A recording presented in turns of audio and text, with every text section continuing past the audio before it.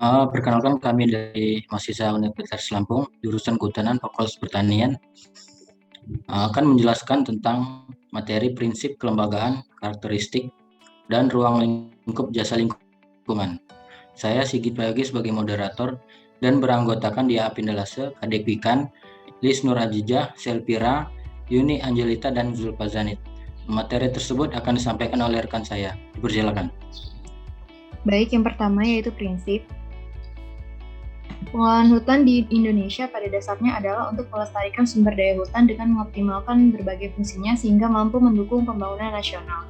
Dalam Rencana Pembangunan Jangka Menengah Nasional atau RPJMN tahun 2010 sampai 2014, sektor kehutanan dituntut untuk memiliki peran baik dalam pembangunan ekonomi maupun pembangunan lingkungan. Hutan memiliki minimal 2 peran penting, yaitu yang pertama untuk memberikan jasa lingkungan dalam situasi kritis seperti perlindungan das dan mengontrol erosi. Yang kedua, untuk memenuhi kebutuhan dasar dari masyarakat lokal. Hutan yang telah berperan optimal dalam dua hal tersebut disebut hutan dengan nilai konservasi yang tinggi atau HCPF. Contoh penerapan jasa lingkungan, yang pertama dari realistik, voluntary, kondisional, dan proper.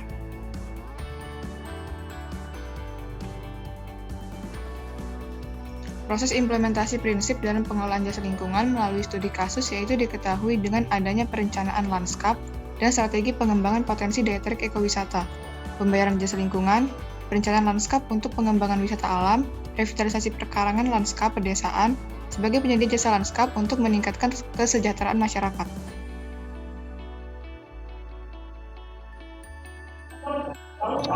Selanjutnya untuk kelembagaan. Nah, di sini ada studi kasus mengenai Das Latuka Kota Palopo, yaitu unsur-unsur kelembagaan dalam pemanfaatan jasa lingkungan. Nah, untuk institusinya itu sendiri terdapat yaitu dalam pengelolaan PJL air bersih di Hulu Das Latuka Kota Palopo terdapat instansi yang terlibat seperti ada Dinas Kehutanan dan Perkebunan Kota Palopo, Dinas Pertanian Kota Palopo, Badan Lingkungan Hidup Kota Palopo, BPDAS Padang, PSDA Kota Palopo, Forum Das Paremang, Walaka Palopo, dan PDAM Kota Palopo. Untuk normanya tersendiri tidak ada. Lalu untuk peraturannya terdapat peraturan peraturan yang mengatur legalitas kelembagaan, yaitu dalam peraturan Wali Kota Kota Palopo, namun tidak dijelaskan secara rinci. Selanjutnya ada organisasi, yaitu terdiri dari kelompok tani Tobuangin dan kelompok tani Sepon.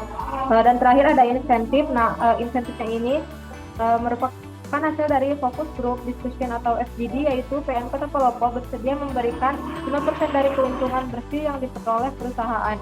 Nah, untuk insentif itu sendiri akan digunakan oleh kelompok tani untuk merehabilitasi lahan dan air di Hulu Das Latuka. Tabel 2, peran kelembagaan dan pemanfaatan jasa lingkungan dari perspektif sosial, ekonomi, dan lingkungan. Yang unsur pertama yaitu institusi, Dinas Kehutanan dan Perkebunan Kota Palopo, Dinas Pertanian Kota Palopo, Badan Lingkungan Hidup Kota Palopo, BPDAS Sadang, dan PSDA Kota Palopo berperan sebagai perantara antara pihak pembeli dan penyedia jasa lingkungan, serta mengumpulkan pihak-pihak yang potensi sebagai pembeli dan penyedia jasa lingkungan. Unsur yang kedua yaitu norma, akan tetapi tidak terdapat. Untuk yang ketiga yaitu peraturan. Peraturan Wali Kota Palopo berperan sebagai legalitas Dewan Pengelola Jasa Lingkungan Air Bersih Kota Palopo berdasarkan perundangan yang berlaku. Unsur yang keempat yaitu organisasi. Organisasi masyarakat berupa kelompok tani, TO Buangin, dan kelompok tani Sepon berperan sebagai penyedia jasa lingkungan.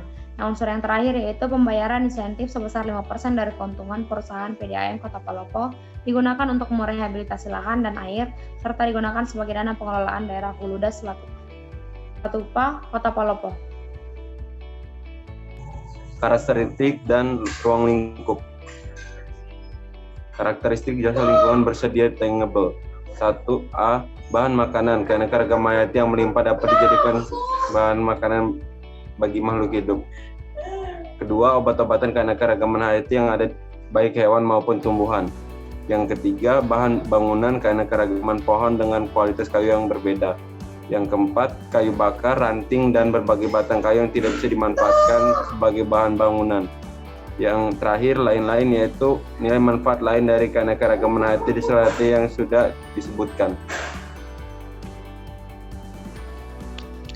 Selanjutnya ada karakteristik bersifat intangible. Bersifat intangible sendiri artinya yaitu manfaat yang tidak dapat dilihat atau tidak tampak nilai ekonominya. Adapun manfaat atau nilai yang tidak tampak dari keanekaragaman hayati berdasarkan jurnal kami yaitu ada penyubukan tanaman, kemudian ada keindahan landscape, dan ada penyubur tanah. Selanjutnya saya kembalikan ke moderator. Itulah materi yang dapat kami sampaikan. Saya, perwakilan dari kelompok 3, meminta maaf jika ada kesalahan kata. Saya akhiri, wassalamualaikum warahmatullahi wabarakatuh.